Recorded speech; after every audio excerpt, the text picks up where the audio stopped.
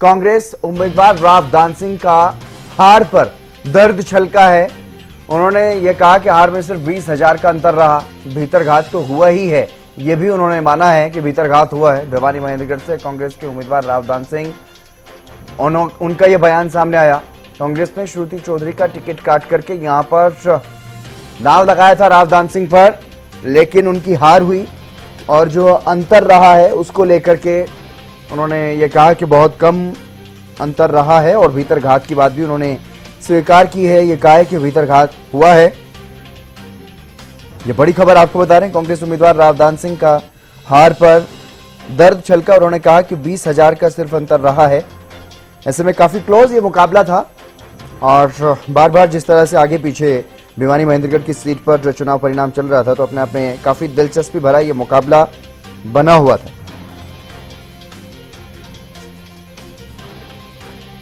ये बड़ी खबर आपको बता रहे हैं, हार पर दर्द छलका है रावदान सिंह का। कांग्रेस की हार भिवानी महेंद्रगढ़ की सीट पर हुई है। रावदान सिंह यहां से कांग्रेस के उम्मीदवार थे और अपनी हार को लेकर के उन्होंने जहां भीतरघात का आरोप लगाया है, तो वहीं अपनी हार को स्वीकार किया और अंतर काफी कम रहा। इस बात से भी वो कहीं ना कहीं संतुष्टि थोड़ी सी जाहिर करते हुए नजर आए। क्या कुछ कहा उन्होंने, वो आपको सुनवाते हैं। भीतरघात मार्जिन बहुत कम रहा है। भीतरघात ही था, लेकिन अब भीतरघात का तो चलो पार्टी देखेगी, लेकिन जिन्होंने भीतरघात किया है वो भी सोच लें, कोई दिक्कत नहीं, चलता वो बनते को भान बराबर आने वाला रास्ता है, उसमें क्या है। भीतरघात तो आपने सुना कि भीतरघात को तो पार्टी देखेगी, यानी कि भीतरघात वो मान रहे हैं कहीं ना कहीं कि भीतरघात हुआ है, इसी वजह से वो हार गए, नहीं तो वो जीत जाते। तो इस तरह की बात, और रावदान सिंह ने ये बयान दिया है अपनी हार के बाद।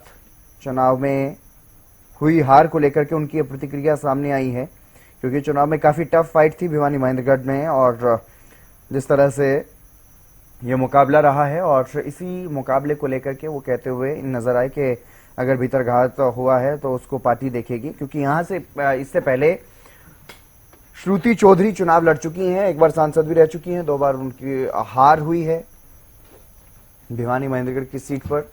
तो अपनी इस हार पर उन्होंने भीतरघात को लेकर के भी बयान दिया है। नेहा धवन इसी खबर पर चर्चा करने के लिए हमारे साथ जुड़ गई हैं भारतीय जनता पार्टी से। नेहा जी, आपका स्वागत हरियाणा न्यूज पर।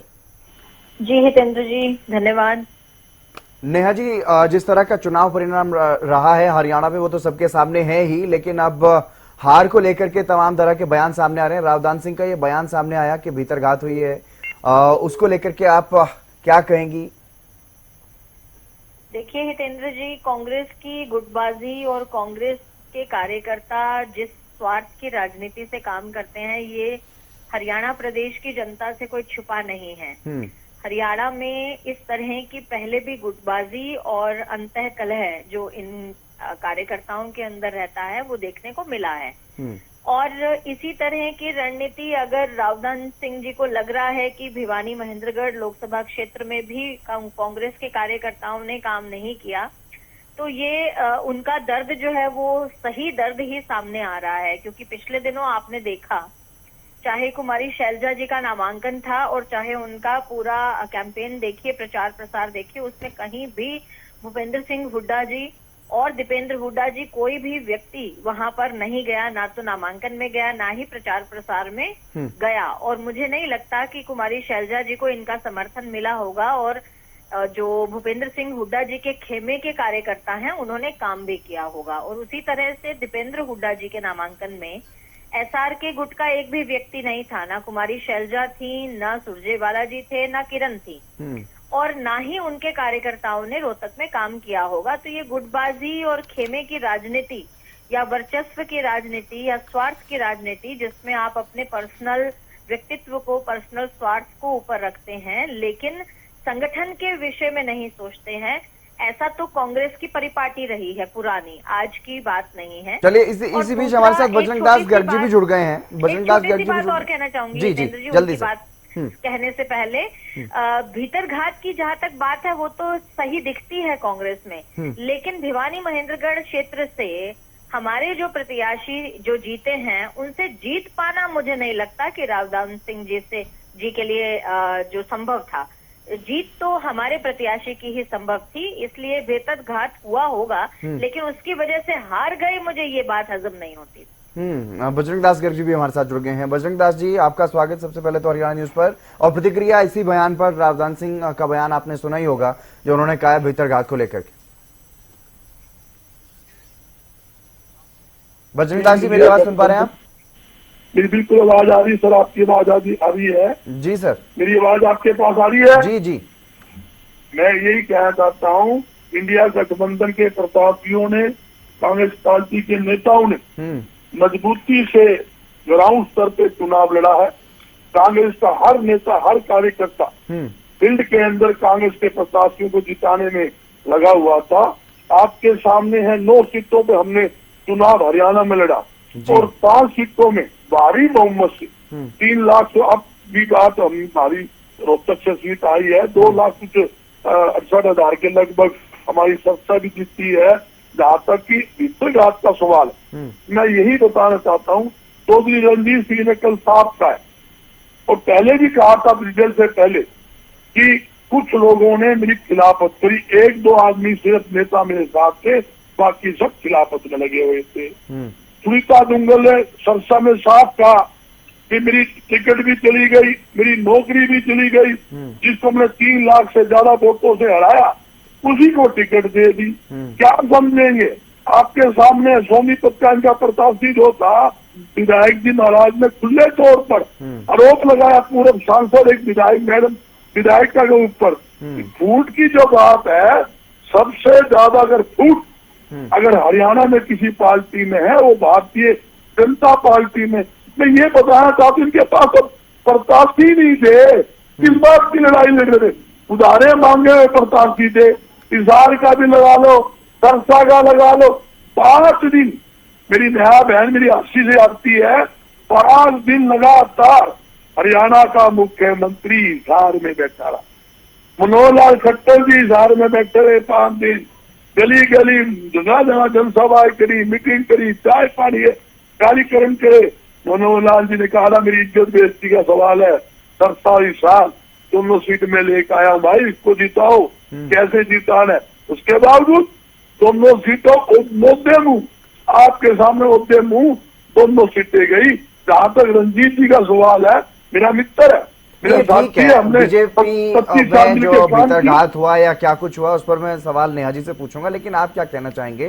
क्योंकि कैप्टन अजय यादव का बयान सामने आया, उन्होंने कहा कि मैं लड़ता तो भारी मतों से जीतता, तो फिर उनकी पार्टी के प्रत्याशी क्यों नहीं जीते अगर उन्होंने समर्थन किया? इसी तरह से जो अब ये बयान आया भिवानी महेंद्रगढ़ से उम्मीदवार रावदान सिंह का, इसी तरह का बयान सामने आया। एक मिनट बोलना चाहता हूँ आधा मिनट जी। जो बयान दिया है हमारे विधायक ने, जो लोकसभा प्रत्याशी थे, मेरी जानकारी में नहीं है, मुझे सुनने में आया है। सुनवा देते हैं। अगर कोई किसी ने भीतरघात किया है सुनवा देते हैं, कंप्लेंट करेगा।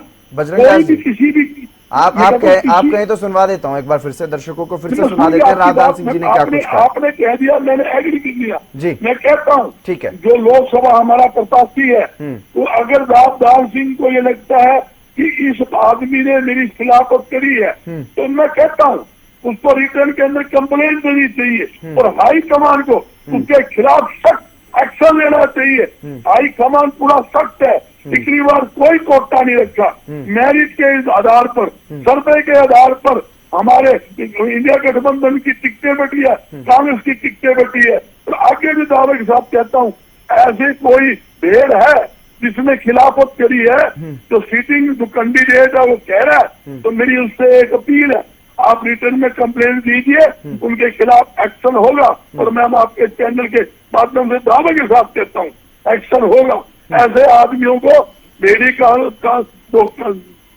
की जो भैंस है, जो मान लो बेड़ी जो बकरी है, जो भी है, उनके खिलाफ एक्शन होना भी चाहिए। जब पार्टी के अंदर रहकर पार्टी के साथ सरकार होती है तो गुलछड़े जाते हैं, सरकार के बाद जब ये उनको टिकट ना मिले वो खिलाफत करते हैं। ऐसे आदमी के खिलाफ एक्शन होना चाहिए। और मैं आपके चैनल पे एक बात कहता हूँ, मैं रहूं ना रहूं, मैं एक बात कहता हूँ, पार्टी सर्वोपरि है। अगर पार्टी मान लो हिसार से मैं दावेदार, किसी और को टिकट देती है, मैं उसकी मदद करूंगा। तो पार्टी को दिखती तो नहीं है। नहीं नेहा जी, मैं आ रहा हूँ आपके पास भी, क्योंकि ये सवाल ऐसा नहीं है कि सिर्फ कांग्रेस में उठ रहे हैं। अब जब से चुनाव हुए हैं, लोकसभा का मतदान हुआ है, उसके बाद से इस तरह की बातें आनी शुरू हो गई थी और बीजेपी के उम्मीदवार की तरफ से भी इस तरह की बातें सामने आई हैं। सोनीपत से उम्मीदवार मोहनलाल बड़ोली, उनका भी बयान सामने आया था, भीतरघातियों की बात उन्होंने भी कही है। तो उसको लेकर के आप क्या कहेंगे, क्योंकि आपकी पार्टी में भी तो इस तरह के सवाल उठ रहे हैं। नेहा जी, देखिए, सबसे पहले तो मैं हितेंद्र जी यही कहूंगी कि कांग्रेस पार्टी के कार्यकर्ताओं की विचारधारा में, संगठन की विचारधारा में और भारतीय जनता पार्टी की विचारधारा में जमीन आसमान का अंतर है। कांग्रेस पार्टी एक परिवार की पार्टी है, एक परिवार उस पार्टी को चलाता है और कार्यकर्ता स्वार्थ की राजनीति और राजनीति में कूटनीति वाले विचार के साथ काम करते हैं। लेकिन भारतीय जनता पार्टी की जो विचारधारा है उसमें राष्ट्र सर्वोपरि है, उसके बाद संगठन है, उसके बाद स्वयं आते हैं। सवाल उठाए थे, अब उसी सवाल का जवाब मैं ले रहा हूँ, आप सुन लीजिए। हाँ नेहा जी, मैं यही कह रही थी कि भारतीय जनता पार्टी में राष्ट्र सर्वोपरि है, उसके बाद संगठन और उसके बाद जो है वो स्वार्थ, अपना स्वयं का भाव आता है। अब सबसे बड़ी बात तो यहाँ पर ये दिखती है कि कांग्रेस पार्टी की परिपाटी जो है वो बड़े नेताओं की चाटुकारिता, बड़े नेताओं की जय जयकार करने की बात है। लेकिन हमारे यहाँ पर संगठन के प्रति निष्ठा होना, ईमानदारी रखना, ये प्रथम दिन से जो है वो भारतीय जनता पार्टी जब से बनी है, जनसंघ जब से बना था, तब से जो है हमारे कार्यकर्ताओं के खून में सींचने वाली जो बात रहती है वो हमारी यहाँ रहती है। अलग बात है, लेकिन मैं इस पे भी आ रही हूँ, मैं इस पे भी आ रही हूँ।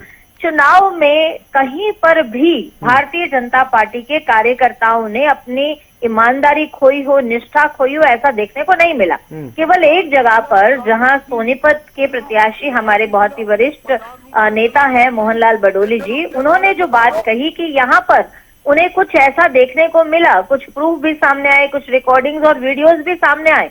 तो मैं बहुत ही ईमानदारी से आपके इस चैनल के माध्यम से ये बात कहूंगी कि जो भी व्यक्ति संगठन में बैठकर संगठन की पीठ में चोरा रोपने का काम करता है, संगठन को नुकसान पहुंचाने का काम करता है, ऐसे व्यक्ति की जो बात है वो शीर्ष नेतृत्व तक जरूर जानी चाहिए और वो दूध का दूध और पानी का पानी होना चाहिए, उस पर कार्रवाई होनी चाहिए और ऐसा होगा भी, क्योंकि संगठन हमारे लिए सबसे महत्वपूर्ण बात है। संगठन को जो चोट पहुंचाने का काम करेगा उसके साथ जो भी इंसाफ है वो किया जाएगा और उसके खिलाफ जो भी कार्रवाई है वो संगठन करेगा। केवल सोनीपत को छोड़कर और कहीं भी ऐसी घटना देखने को नहीं मिली है। और हिसार की जहां तक बात कर रहे थे हमारे गर्ग साहब, तो मैं आपको बता दूं कि हिसार के सभी कार्यकर्ताओं ने बहुत निष्ठा के साथ काम किया है, ईमानदारी के साथ काम किया और कड़ी टक्कर जो है वो हिसार में और बाकी प्रत्याशियों को भी वहां पर चुनाव प्रचार करते रहे, लेकिन उसके बावजूद भी और उधार के प्रत्याशी की वो बात थी। मैं उस पर, मेरा सवाल ही नहीं, मेरी चर्चा ही उस विषय पर नहीं है, उस पर कभी फिर चर्चा करेंगे। लेकिन बजरंग दास जी, एक आखिरी कमेंट में आपका चाहूंगा, क्योंकि आप बड़ी बड़ी बातें कर रहे थे, बड़ी सख्त कार्रवाई की बात आप कर रहे थे। आप ये भी जानते होंगे कि किसके खिलाफ आप ये बात कर रहे हैं? आप ही की पार्टी की वरिष्ठ नेता किरण चौधरी और श्रुति चौधरी के बारे में आप खिलाफ करें ना कार्रवाई, श्रुति जी के खिलाफ कार्रवाई करें। क्या बजरंग जी इस बात की जिम्मेदारी लेते हैं? मैं कहता हूँ नया बहन जी किसी का नाम लिए जाए, मैं कह रहा हूँ राजदान सिंह या और हमारे प्रत्याशी, उनकी किसी की भी शिकायत है और किसी ने भी उस कैंडिडेट की खिलाफत करी है, तो मैं उनको कहना चाहूंगा रिटर्न में कंप्लेंट कीजिए, उसके खिलाफ जरूर एक्शन होगा। हाई कमान पूरा सख्त है। पर एक बात वैसे तो होटा जी ये कांटा निकालना चाहेंगे हितेंद्र जी, आगे भी देखेंगे इस बार का चुनाव काफी दिलचस्प रहा है और जो नतीजे आए हैं उससे काफी हड़बड़ाहट सभी दलों में, सभी उम्मीदवारों में देखने को मिल रही है। बहरहाल बहुत शुक्रिया बजरंग दास जी। ये देखने वाली बात होगी कि क्या कुछ कार्रवाई होगी पार्टी के भीतर घातियों पर। और नेहा जी भी हमारे साथ जुड़ी भारतीय जनता पार्टी से, आपका भी बहुत बहुत शुक्रिया इस खास चर्चा में जुड़ने के लिए। तो लगातार अब इस तरह की प्रतिक्रियाएं सामने आ रही हैं, अलग अलग दलों के जो उम्मीदवार जिनकी हार हुई है उनकी भी प्रतिक्रियाएं सामने आ रही हैं, हार पर दर्द छलक रहा है, तो कोई पार्टी के दूसरे नेताओं पर भीतर घात का आरोप भी लगाता हुआ नजर आ रहा।